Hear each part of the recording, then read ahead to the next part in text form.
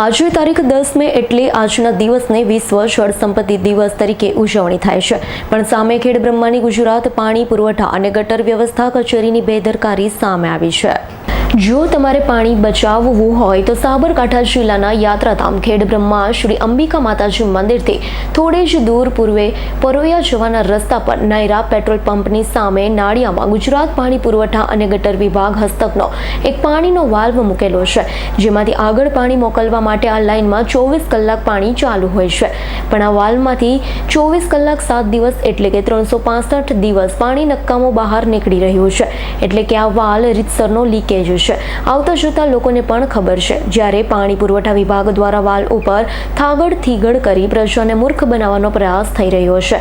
આ વાલ્વનું ખરેખર રિપેરિંગ કરાશે કે બદલાશે? આ સવાલ બાબતે ગુજરાત પાણી પુરવઠા અને ગટર વ્યવસ્થા બોર્ડની કચેરી સેવા સદન બીજો માળ ખેડબ્રહ્માના નાયબ કાર્યપાલક ઇજનેર M.A. વોરાનો ટેલિફોનિક સંપર્ક કરવાનો પ્રયાસ કર્યો હતો, પણ વોરાએ ફોન રિસીવ ન કરતા તે જ કચેરીના વડા A.M. પટેલનો ટેલિફોનિક સંપર્ક થયો હતો, પણ હું વાત કરું તે પહેલા જ શુક્રવાર, શનિવાર અને રવિવારની રજાનું ગીત ગાયું હતું। ટૂંકમાં સાહેબોએ વાત સાંભળવાની તસદી લીધી ન હતી। પછી વિશ્વ જળ સંપત્તિ કરવાનું શું, પાણીનું શું, તે પોશીના ખેડબ્રહ્મા અને વિજયનગર તાલુકાના અંતરિયાળ તેમજ વડાલી નગરપાલિકાની વિસ્તારની પ્રજાને જ ખબર હશે। સાબરકાંઠા જિલ્લામાં દૈનિક 73 MLD પાણીની જરૂરિયાત છે, પણ તેની સામે 8 MLD પાણી જિલ્લાવાસીઓને પ્રાપ્ત થઈ રહ્યું છે।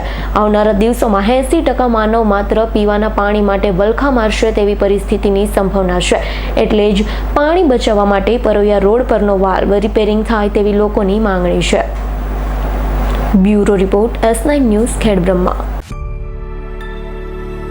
અમારી તમામ માહિતીથી અપડેટ રહેવા માટે જોડાયેલા રહો S9 ન્યૂઝ સાથે।